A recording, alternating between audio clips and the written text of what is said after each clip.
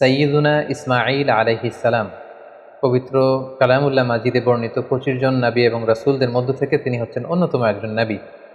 এবং সাইয়েদনা ইসমাঈল আলাইহিস সালাম ছিলেন ইব্রাহিম আলাইহিস সালামের জ্যেষ্ঠ পুত্র। এবং সাইয়েদনা ইব্রাহিম আলাইহিস সালাম আল্লাহ তাআলার কাছে দোয়া করেছিলেন, রব্বি হাবলি মিনাস সলিহিন, অর্থাৎ হে আল্লাহ, আপনি আমাকে নেককার সন্তান দান করেন। আর এই দোয়ার ফসল বা দোয়ার বদৌলতে আল্লাহ তাআলা সাইয়েদনা ইসমাঈল আলাইহিস সালামকে দান করেছিলেন। আল্লাহ তাআলা বলেছেন, ফাবাশশারনাহু বিগুলামিন হালিম, আমি একজন ধৈর্যশীল সন্তান ইসমাইলের সুসংবাদ আমি ইব্রাহিমকে দিলাম। সাইয়েদনা ইসমাঈল আলাইহিস সালাম হচ্ছেন যাবিহুল্লাহ, অর্থাৎ যাকে আল্লাহ তাআলা জবাই করতে বলেছিলেন, আল্লাহর জবাই। এজন্য আল্লাহ রাসূল সাল্লাল্লাহু আলাইহি সাল্লাম তিনি বলতেন যে আনা ইবনু যাবিহাতাইন, আমি হচ্ছি দুই যাবিহের সন্তান। অর্থাৎ এক হচ্ছে আমার পূর্বপুরুষ ইসমাঈল, হচ্ছে এক যাবিহ, যাকে জবাই করার কথা ছিল কিন্তু তাকে সরিয়ে আল্লাহ জান্নাত থেকে একটি ভেড়া পাঠালেন, তিনি বেঁচে গেলেন। আবার আমার পিতা আব্দুল্লাহ, তাকেও আমার দাদা আব্দুল মুত্তালিব জবাই করে দেওয়ার কথা ছিল আল্লাহ সন্তুষ্টির জন্য, কিন্তু সেখানে তার বদৌলতে ১০০টি উট দিয়ে আল্লাহ তাআলা আমার পিতা আব্দুল্লাহকে বাঁচিয়ে দিলেন। তাহলে এক যাবি হচ্ছে আমার অনেক অনেক পূর্বপুরুষ ইসমাঈল, আর এক যাবি হচ্ছে আমার পিতা আব্দুল্লাহ। তাহলে এই দুই জাবিহের কারণেই কিন্তু আমি পৃথিবীতে এসেছি। অর্থাৎ সাইয়েদনা ইসমাঈল আলাইহিস সালাম বেঁচে না থাকলে এই বংশে আল্লাহ রাসূল সাল্লাল্লাহু আলাইহি ওয়াসাল্লাম আসতেন না। আর রাসূল সাল্লাল্লাহু আলাইহি ওয়াসাল্লামের পিতা আব্দুল্লাহ যদি জবাই হয়ে যেত তাহলে রাসূল সাল্লাল্লাহু আলাইহি ওয়াসাল্লাম তো পৃথিবীতে আসতে পারতেন না। এজন্য তিনি বলতেন আনা ইবনু যাবিহাতাইন, আমি হচ্ছি দুই জাবিহের সন্তান। একজন হচ্ছে ইসমাঈল আলাইহিস সালাম আর একজন হচ্ছে আল্লাহ রাসূল সাল্লাল্লাহু আলাইহি ওয়াসাল্লামের পিতা আব্দুল্লাহ। ইসমাঈল আলাইহিস সালামকে বলা হয় আবুল আরব, তিনি আরব জাতির পিতা। পুরো আরব গোষ্ঠীটাকে তিনটি ভাগে ভাগ করা যায়। একটা হচ্ছে আল আরাব আল বাঈদা, আর একটা আল আরাব আল আরিবা, আর একটা মুস্তাআরিবা। বাঈদা মানে হচ্ছে অনেক আগের যে আরব জাতি, যেটা হচ্ছে আদ সামুদ জাতির কথা বলা হয়, তারা ধ্বংস হয়ে গিয়েছে, তাদের কেউ পৃথিবীতে নেই, তারা হচ্ছে আরবে বাঈদা। আরেকটা হচ্ছে আল আরাব আল আরিবা, যারা হচ্ছে অরিজিনাল আরব, যাদেরকে কাহতানি বলা হয়। আর ৩ নম্বর আরব হচ্ছে আল আরাব আল মুস্তাআরাবা বা মুস্তাআরিবা, মানে যারা বেসিকলি মূলত আরব নয়, ভিনদেশী লোক, কিন্তু আরবি সংস্কৃতিতে এসে আরবি ভাষা শিখে তারা এখন আরব হয়ে গিয়েছে। আরব জাতিগোষ্ঠীর এই বিশেষ শাখাটির ফাউন্ডার হচ্ছে, আর আরাব আল মুস্তাআরাবার ফাউন্ডার হচ্ছে সাইয়েদনা ইসমাঈল আলাইহিস সালাম। এজন্য ওনাকে বলা হয় আবুল আরব, আরব জাতির পিতা। এবং রাসূলুল্লাহ সাল্লাল্লাহু আলাইহি সাল্লাম তিনি কিন্তু ইসমাঈল আলাইহিস সালামের বংশে আগমন করেছেন, তাই তিনি হচ্ছেন বানি ইসমাঈল। আর ইয়াকুব আলাইহিস সালামের পরবর্তী বাকি সব নবী হচ্ছে বানি ইসরাঈল। সাইয়েদনা ইসমাঈল আলাইহিস সালাম এমন একজন নবী যার বদৌলতে আমরা জমজমের কুয়ার পানি পেয়েছি। যে কুয়ার ব্যাপারে রাসূল সাল্লাল্লাহু আলাইহি ওয়াসাল্লাম বলেছেন, ইন্নাহা তুআমু তুমিন ওয়া শিফাউ সুকমিন, জমজমের পানি এটা যেমনি মানুষের ক্ষুধা নিবারণ করে, আবার এটা মানুষের রোগ বালাই থেকে শিফা দান করে। পাশাপাশি কুরবানির যে বিধান, অর্থাৎ জিলহজের 10 তারিখে আমরা যে কুরবানি করি ঈদুল আজহার দিন, এই কুরবানির বিধানটাও কিন্তু সাইয়েদনা ইসমাঈল আলাইহিস সালামের কারণে আমরা পেয়েছি, আমরা শুনবো সামনে। পাশাপাশি কাবা নির্মাণের সাথেও কিন্তু সাইয়েদনা ইসমাঈল আলাইহিস সালাম ওতপ্রোতভাবে জড়িত, কারণ ইব্রাহিম আলাইহিস সালাম প্রধান রাজমিস্ত্রির ভূমিকায় অবতীর্ণ হয়েছিলেন, আর ওনার সাথে সাপোর্ট দেওয়ার জন্য, সহযোগিতার জন্য সাইয়েদনা ইসমাঈল আলাইহিস সালাম পাথর বয়ে বয়ে পাথর টেনে পিতার হাতে দিতেন। সাইয়েদনা ইসমাঈল আলাইহিস সালামের জন্ম হয়েছিল ফিলিস্তিনে, কিন্তু সেখানে তিনি থাকতে পারেননি। আল্লাহ তাআলার আদেশে ওনার পিতা ইব্রাহিম আলাইহিস সালাম হাজারকে এবং ইসমাঈলকে মক্কার মরুজমিনে রেখে দিয়ে যায়।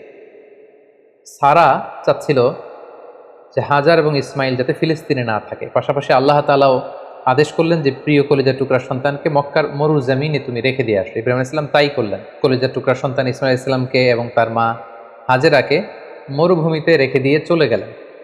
একা ধুধু প্রান্তরে, হাজেরার কাছে কিছু নেই, সামান্য কিছু খেজুর আর এক মশক পানি। 1-2 দিন যাওয়ার পরে এই খেজুরও শেষ, পানিও শেষ। কোনো খাবার যেহেতু নেই, হাজেরার স্তনে দুধও নেই, দুধের বাচ্চা ইসমাইলকে খাওয়ানোর মতো কিছু নেই।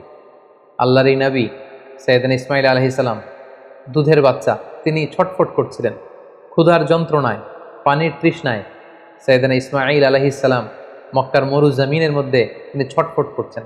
এই কঠিন দৃশ্য দেখে ধৈর্য ধারণ করা হাজেরার পক্ষে সম্ভব ছিল না। তিনি সাইয়েদনা ইসমাঈল আলাইহিস সালামকে মরুভূমির মধ্যে রেখে পানির সন্ধানে পাশে একটা ছোট্ট পাহাড় ছিল, পাহাড়টির নাম হচ্ছে সাফা, এই সাফা পাহাড়ের উপরে তিনি আরোহণ করলেন।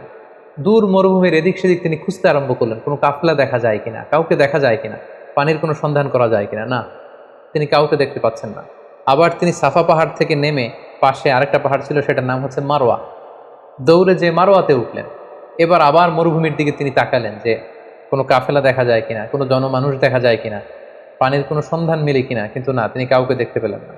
আবার তিনি মারোয়া থেকে নেমে এসে সাফায় উঠলেন, আবার সাফা থেকে মারোয়ায়। এভাবে তিনি পানির সন্ধানের জন্য সাফা থেকে মারোয়া পাহাড়ের মাঝখানে সেই তপ্ত মরুর বুকে 7 বার তিনি দৌড়াদৌড়ি করেছিলেন। বিবি হাজেরার এই 7 বার টার্ন করাটা, এই দৌড়াদৌড়ি করাটা আল্লাহ তাআলার কাছে এত পছন্দনীয় হয়েছে, হজের সময় প্রত্যেক হাজী সাহেবের এই 2 পাহাড়ের মাঝখানে আস-সা'য়ু বাইনা সাফা ওয়াল মারওয়া, সাফা মারওয়ার মাঝখানে দৌড়াদৌড়ি করাটাকে আল্লাহ তাআলা হাজীদের জন্য ওয়াজিব করে দিয়েছেন।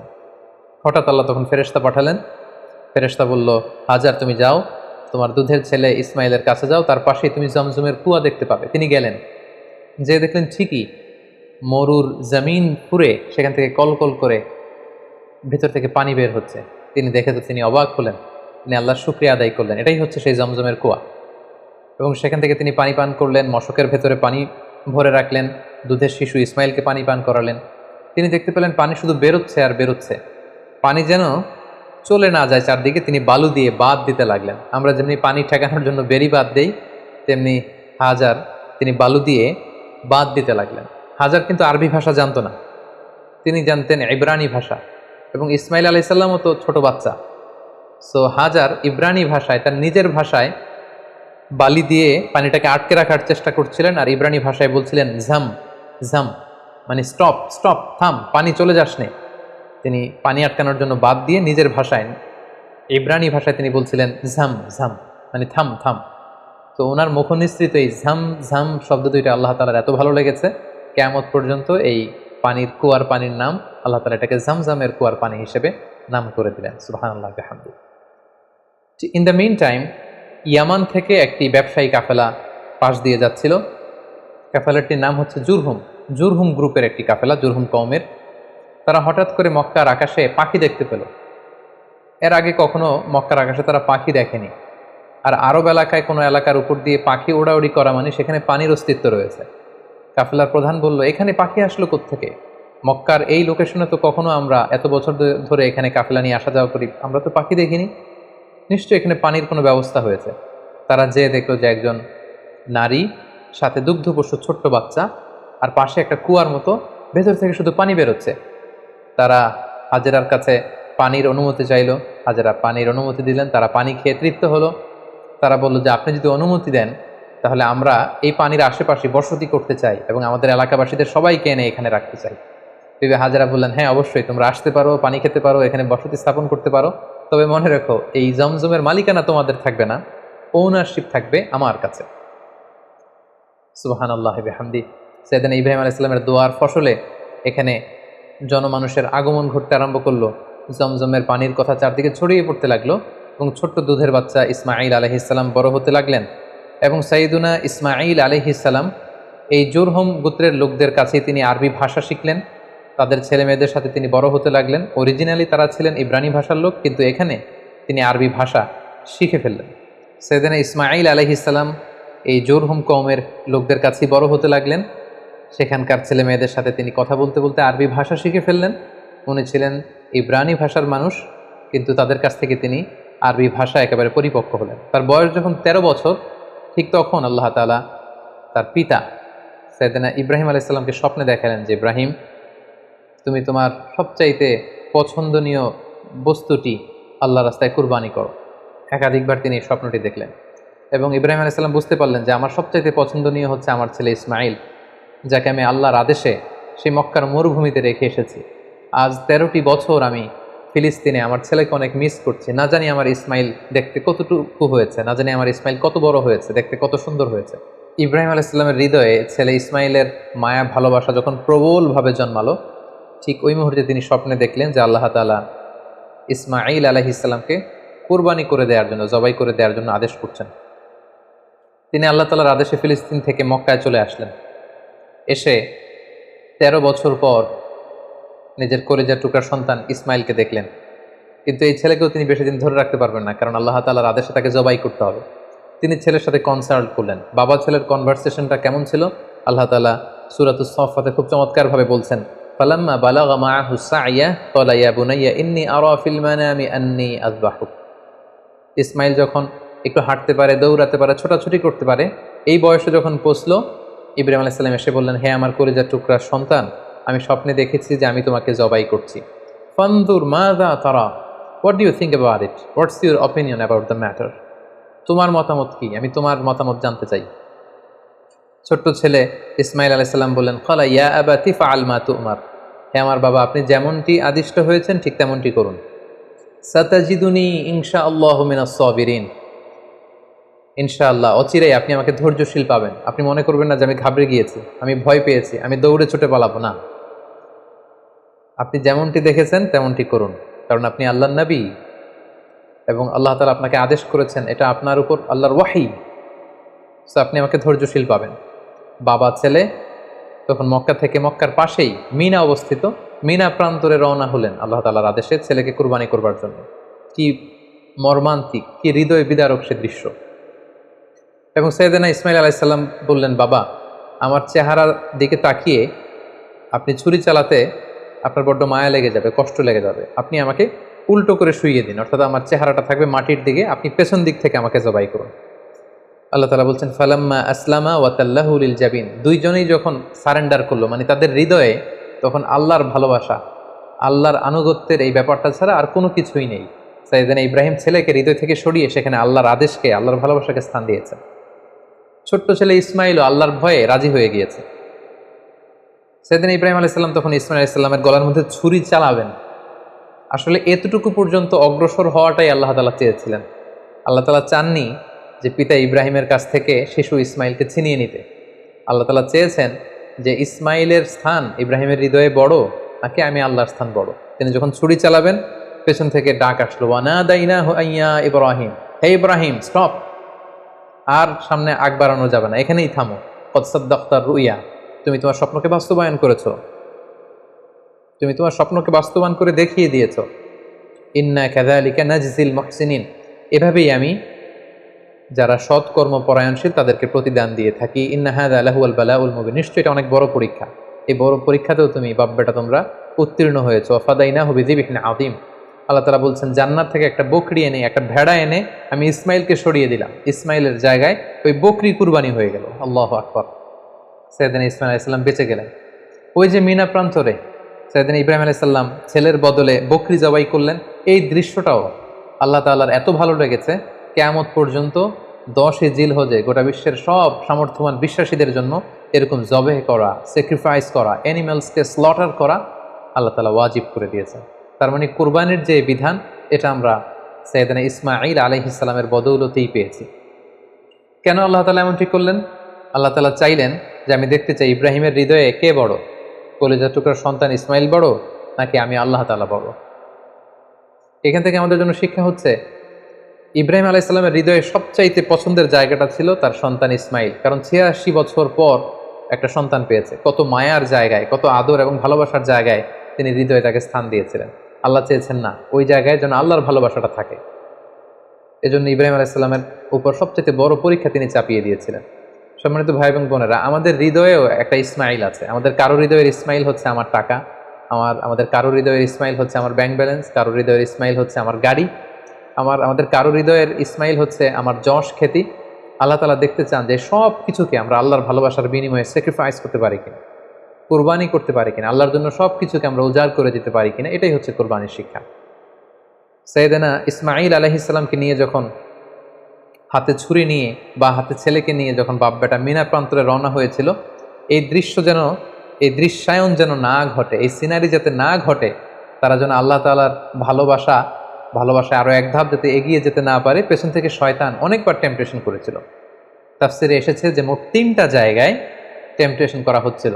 ইবলিস বলছিল যে, ইসমাইল তুমি যেও না, তোমার বাবা তোমার গলায় ছুরি চালিয়ে দেবে, ফিনকি দিয়ে রক্ত বেরোবে, তুমি সহ্য করতে পারবে না, তুমি ছুটে পালিয়ে যাও।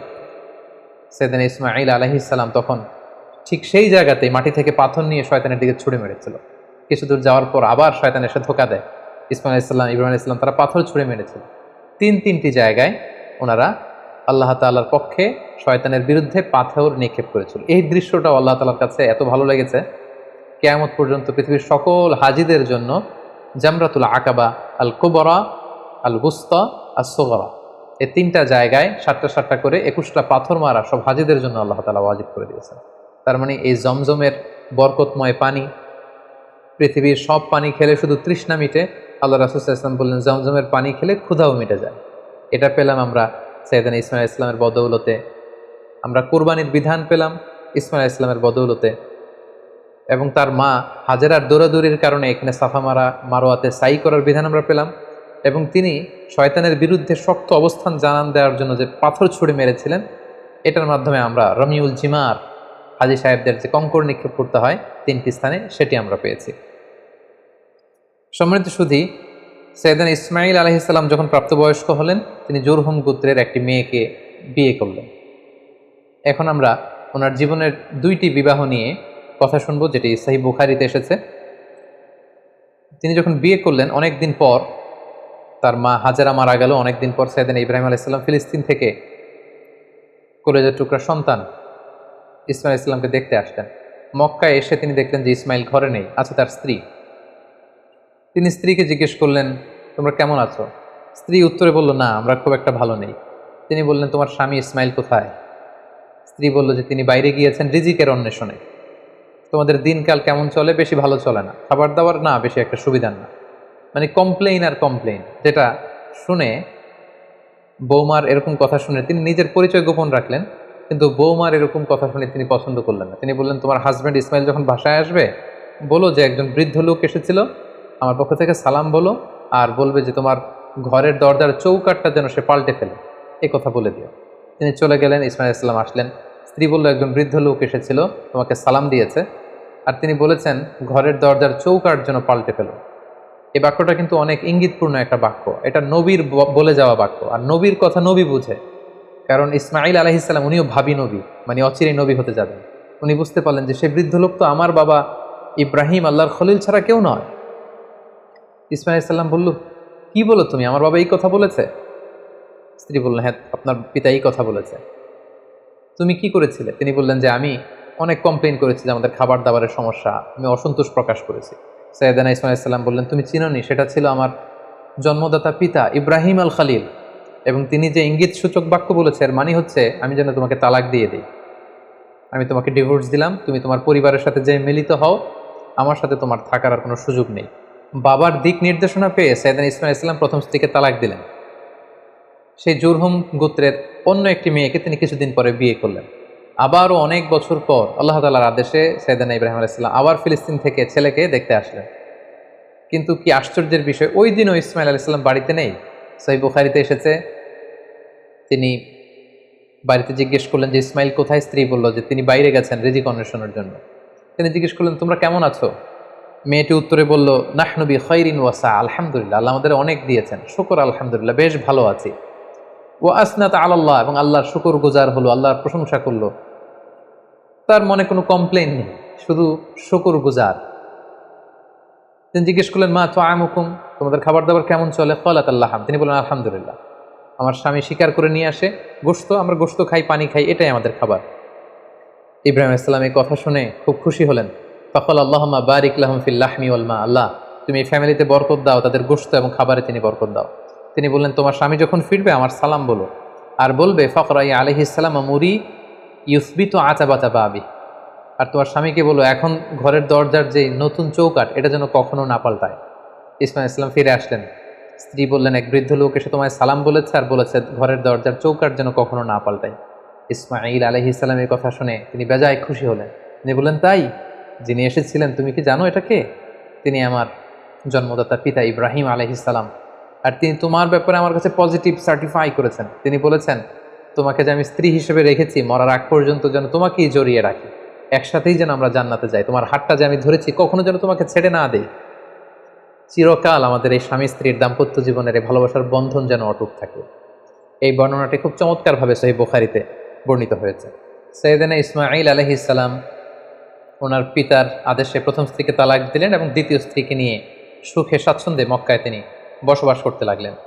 এবং একটা সময়ে সাইয়েদনা ইব্রাহিম আলাইহিস সালাম যখন আবার মক্কায় আসলেন, কাবা নির্মাণের কাজে তিনি তার পিতাকে সহযোগিতা করেছেন এবং সবসময় তিনি কাবা পরিষ্কার করতেন ঝাড়ু দিতেন, কারণ আল্লাহ তাআলা বলেছেন ওয়া আহিদনা ইলা ইব্রাহিম ওয়া ইসমাঈল, ইব্রাহিম এবং ইসমাইলকে আমি স্পেশাল অর্ডার করেছি যে তাহহিরা বাইতিয়া, আমার ঘর এই কাবাকে তোমরা ক্লিন আপ করো, পরিচ্ছন্ন করো। কাদের জন্য? লিত্তাইফিন, তাওয়াফকারীদের জন্য, ওয়াল আকিফিন, যারা এই কাবা ঘরে ইতিকাফ করবে তাদের জন্য, ওয়ার রুকআইস সুজুদ, এবং সালাত আদায়কারীদের জন্য, রুকু সিজদাকারীদের জন্য কাবা ঘরকে পরিচ্ছন্ন করো। সাইয়েদনা ইসমাঈল আলাইহিস সালাম এই কাবা ঘরকে তিনি পরিচ্ছন্ন করতেন।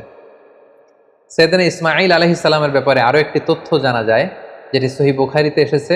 সেটা হচ্ছে তিনি অত্যন্ত ভালো তীরন্দাজ ছিলেন, ভালো তীর মারতে জানতেন। আল্লাহ রাসূল সাল্লাল্লাহু আলাইহি ওয়াসাল্লাম একবার বনু আসলাম গোত্রের পাশ দিয়ে যাচ্ছিলেন একটা বাজারে। তিনি দেখতে পেলেন যে বনু আসলাম গোত্রের লোকেরা তীর দিয়ে প্রশিক্ষণ নিচ্ছে, খেলাধুলা করছে। তখন আল্লাহর হাবিব সাল্লাল্লাহু আলাইহি ওয়াসাল্লাম বললেন, ফাকালা ইরমু বানি ইসমাঈল, হে বনু ইসমাঈল, মানে ইসমাইলের বংশধর, তোমরা ভালো করে তীর মারো, ভালো করে তীর খেলার প্রশিক্ষণ করো। ফা ইন্না আবাকুম কানা রামিয়ান, কারণ তোমাদের আদি পিতা, তোমাদের পূর্বপুরুষ ইসমাঈল আলাইহিস সালাম ছিলেন জবরদস্ত তীরন্দাজ। তিনি চমৎকার তীর দিয়ে তিনি পশু শিকার করতেন, তিনি তীর মারলে সে তীর মিস হতো না। তাহলে ইসমাঈল আলাইহিস সালাম কানা রামিয়ান, তিনি তীরন্দাজ ছিলেন। ইসমাঈল আলাইহিস সালামের দাওয়াতি এরিয়া ছিল মক্কা। মক্কা এবং তার আশেপাশের এরিয়াতে তিনি বেসিকলি দাওয়াতি কাজ করতেন। জুরহুম কওমে তিনি দাওয়াত দিয়েছেন, আমালিক গোত্রের দাওয়াত দিয়েছেন, এবং আহলি ইয়ামান, ইয়ামানবাসীদের যে লোকজন, সেখানে তিনি তাওহীদের দাওয়াত দিয়েছেন। কালামুল্লাহ মাজিদের সূরা মারিয়ামে আল্লাহ তাআলা সাইয়েদনা ইব্রাহিম আলাইহিস সালামের ব্যাপারে একটি বিশেষ বৈশিষ্ট্যের কথা উল্লেখ করেছেন, সেটা হচ্ছে সাদিকাল ওয়াদ। তিনি তার প্রতিশ্রুতি রক্ষা করতেন, ওয়াদা কখনো ভাঙতেন না। আল্লাহ তাআলা বলছেন ওয়াদকুর ফিল কিতাবি ইসমাঈল, হে নবী আপনি কোরআনে ইসমাঈল আলাইহিস সালামের কথাকে উল্লেখ করুন। ইন্নাহু কানা সাদিকাল ওয়াদি ওয়া কানা রাসূলান নাবিয়্যা, তিনি ছিলেন প্রমিস অ্যাটেন্টিভ, কাউকে প্রমিস দিলে এটা কখনো ভাঙতেন না, এবং তিনি ছিলেন রাসূল এবং নবী। ওয়া কানা ইয়া'মুরু আহলাহু বিস-সালাতি ওয়াজ-যাকাত, তিনি তার পরিবারের লোকদেরকে সালাতের আদেশ করতেন, যাকাতের আদেশ করতেন। ওয়া কানা ইনদা রাব্বিহি মারদিয়া, আর তিনি আল্লাহ তাআলার অনেক প্রিয় ভাজন একজন নবী ছিলেন। তার মানে বোঝা গেল ইব্রাহিম আলাইহিস সালামের রেখে যাওয়া যে দাওয়াতি কাজ, তাওহীদের দাওয়াতি কাজ, এটা তিনি করতেন। তিনি লোকজনদেরকে সালাতের আদেশ করতেন, যাকাত দেওয়ার আদেশ করতেন, এবং ইমানের যে মৌলিক দাবিগুলো সবগুলোর ব্যাপারে তিনি দাওয়াত দিতেন। পাশাপাশি তিনি ছিলেন ওয়াদা রক্ষাকারী। অনেক তাফসিরে এসেছে যে তিনি এত বেশি সাদিকুল ওয়াদ অর্থাৎ প্রমিস অ্যাটেন্টিভ ছিলেন, তিনি কাউকে ওয়াদা দিলে সে ব্যাপারে খুব বেশি সচেতন থাকতেন। আমরা জানি সব নবীরাই ওনারা কখনো প্রমিস ভাঙতেন না, they never break the promise. কোনো নবী ওনারা কথা দিয়ে কথা ভাঙতেন না, কথা রাখতেন। কিন্তু বিশেষ করে আল্লাহ তাআলা ইসমাঈল আলাইহিস সালামের কথাকে কোরআনে উল্লেখ করতে বলেছেন। মুফাসসিরিন ইকরামরা উল্লেখ করেছেন যে একবার তিনি কোনো একটা ব্যক্তিকে কমিটমেন্ট দিয়েছেন বা অ্যাপয়েন্টমেন্ট দিয়েছেন যে আগামীকাল আসরের সময় এই গাছের নিচে আপনার সাথে দেখা হবে। সাইয়েদনা ইসমাঈল আলাইহিস সালাম তার পরের দিন কথা অনুযায়ী ওই ব্যক্তির সাথে দেখা করবার জন্য সেই গাছের নিচে যেয়ে হাজির হলেন, কিন্তু সেই ব্যক্তিটিকে আর খুঁজে পাওয়া গেল না, তিনি আসলেন না। ইসমাঈল আলাইহিস সালাম মনে মনে ভাবলেন যে ওই লোকটি হয়তো ভুলে গিয়েছে, আজ আসেনি, কাল হয়তো আসবে। ইসমাঈল আলাইহিস সালাম তার পরের দিন যে সেখানে হাজির, কিন্তু সেই লোকটি আসেনি।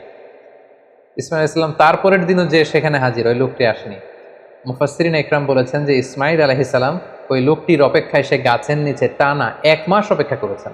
প্রতিদিন তিনি বিকেলবেলা সেখানে যে লোকটির অপেক্ষায় থাকতেন, কারণ তিনি কথা দিয়েছিলেন। আমরা অনেক সময় কথা দিয়ে কথা রাখতে পারি না, কিন্তু সাইয়েদনা ইসমাঈল আলাইহিস সালাম কথা দেওয়ার কারণে টানা 30 দিন 1 মাস ওই লোকটির জন্য অপেক্ষা করেছিলেন। এই জন্য আল্লাহ তাআলা ইসমাঈল আলাইহিস সালামের প্রশংসা করে তিনি বলেছেন ইন্নাহু কানা সাদিকাল ওয়াদি ওয়া কানা রাসূলান নাবিয়্যা, তিনি ছিলেন ওয়াদাকে রক্ষাকারী একজন নবী। সাইয়েদনা ইসমাঈল আলাইহিস সালাম মক্কার এই অঞ্চলে তাওহীদের বাণীকে প্রচার করে মক্কাতেই ইন্তেকাল করেন, এবং সেখানেই তার মায়ের কবরের পাশে, বিবি হাজারার কবরের পাশে, কাবাগরের খুব কাছাকাছি কোনো একটা জায়গায় মক্কাতেই সাইয়েদনা ইসমাঈল আলাইহিস সালামকে কবরস্থ করা হয়। সম্মানিত সুধী, সাইয়েদনা ইসমাঈল আলাইহিস সালামের পুরো জীবনী শুনবার পরে এবার আমরা ওনার জীবনী থেকে কিছু লাইফ লেসন নেওয়ার চেষ্টা করব। সর্বপ্রথম যে লাইফ লেসনটি আমরা পাই সেটা হচ্ছে ইসমাঈল আলাইহিস সালাম ছিলেন আদর্শ সন্তানের নমুনা। আমরা সবাই নেককার সন্তান চাই, আমরা চাই আমাদের ছেলে মেয়েগুলো আল্লাহওয়ালা হোক, আল্লাহর যে কোনো আদেশ তারা খুব সহজে গ্রহণ করুক, মাথা পেতে নেক, এরকম সন্তান আমরা চাই। এরকম সন্তান যদি আমরা চাই তাহলে তাদেরকে ইসমাঈল আলাইহিস সালামের মতো করে আমাদেরকে গঠন করতে হবে, কারণ ইসমাঈল আলাইহিস সালাম এমন একজন আদর্শ সন্তানের নমুনা ছিলেন। সাইয়েদনা ইব্রাহিম আলাইহিস সালাম যখন তাকে বললেন যে বাবা স্বপ্নে দেখেছি তোমাকে আমি জবাই করছি, তুমি কি বলো? তিনি এক বাক্যে বলেছিলেন ইয়া আবাতি ফাআল মা তুমার, বাবা আল্লাহ তাআলা আপনাকে যে আদেশ করেছেন আপনি তাই করুন, আপনি আমাকে ধৈর্যশীল পাবেন। ঈমানের চেতনা হৃদয়ে কতটা গভীরে প্রথিত থাকলে একজন ছোট্ট ছেলে তার বাবার প্রশ্নের জবাবে এমনটা উত্তর দিতে পারে। আমরা যদি আমাদের ফ্যামিলি মেম্বারের কথা চিন্তা করি, আমাদের ছেলে মেয়েদের কথা যদি চিন্তা করি, আমরা যদি আমার ছেলেকে বলি, আমাদের মেয়েকে বলি যে বাবা, আল্লাহ বলেছেন যে আল্লাহ সন্তুষ্টির জন্য আমি যেন ছুরি দিয়ে তোমার গলায় ছুরি চালাই, তোমাকে জবাই করি, পিনকি দিয়ে রক্ত বেরোবে এবং তুমি এতে মারা যাবে। আমাদের ছেলে মেয়েরা কি ঈমানের বলে এতটা বলিয়ান হয়েছে যে এই প্রস্তাবে তারা রাজি হবে? আমাদের কিন্তু এই বিষয়গুলো ভেবে চিনতে সামনে আগানো দরকার, যে আমরা আমাদের ছেলে মেয়েদেরকে কি শিখাচ্ছি।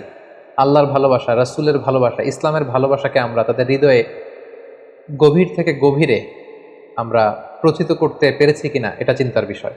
সেক্ষেত্রে আমরা বলবো যে সর্বপ্রথম যে লাইফ লেসন আমরা পাই, ইসমাঈল আলাইহিস সালাম হচ্ছে একজন আদর্শ সন্তানের নমুনা। কেমন করে আমরা আদর্শ সন্তান গড়ে তুলবো, এটা আমরা সাইয়েদনা ইব্রাহিম আলাইহিস সালাম যেমন করে সাইয়েদনা ইসমাঈল আলাইহিস সালামকে গড়ে তুলেছিলেন, সেখান থেকে কিন্তু আমরা এই শিক্ষাটা নিতে পারি।